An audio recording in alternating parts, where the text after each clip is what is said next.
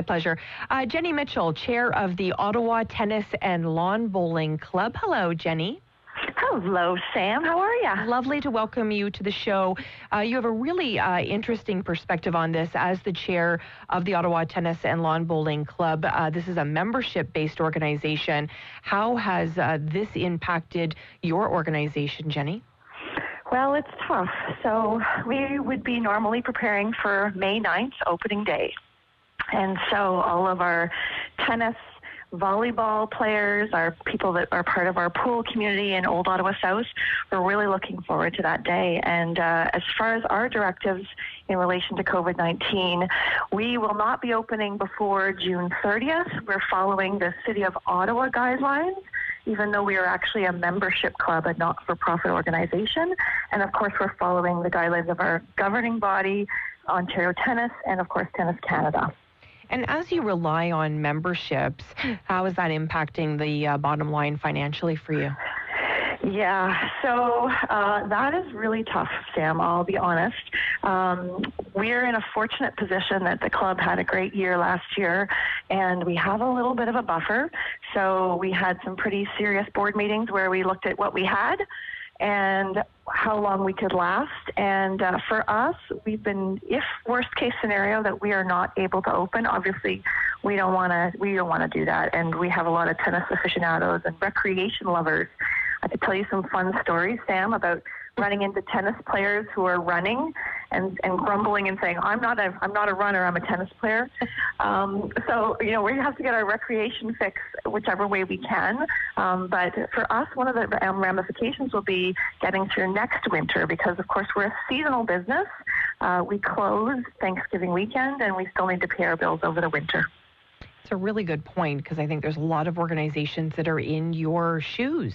I think about, soccer clubs. I think about all of those different organizations that are having to really make those decisions. And I think it's really important to note, too, that, yes, of course, it's tennis and lawn bowling, and you mentioned lots of other different sports, but it really is also community and it's fellowship, and it's more than just the sport. I would so pick up on that, and I think obviously we're thinking about our frontline workers. We're thinking about our food banks. I can't wait to hear Michael Maidment's comments coming up. These are really important organizations that are carrying the lion's share.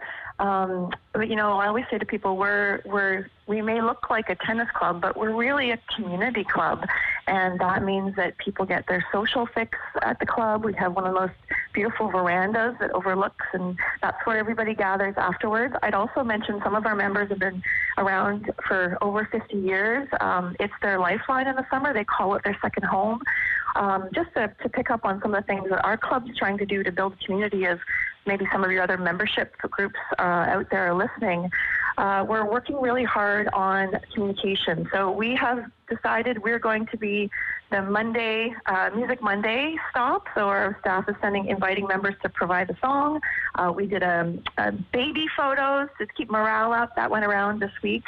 Really trying to add to the connection. And many of our members are older and live alone, keeping the telephone wires going, checking in, asking how they're doing. It's pretty powerful. If I may, I want to just share with you, this club was actually established in 1881, Sam, if you can believe it. Wow. And we bumped around Ottawa in 3 different locations where we landed on Cameron Avenue in 1923. And what I want to bring up is this club survived the Great Depression in the 30s.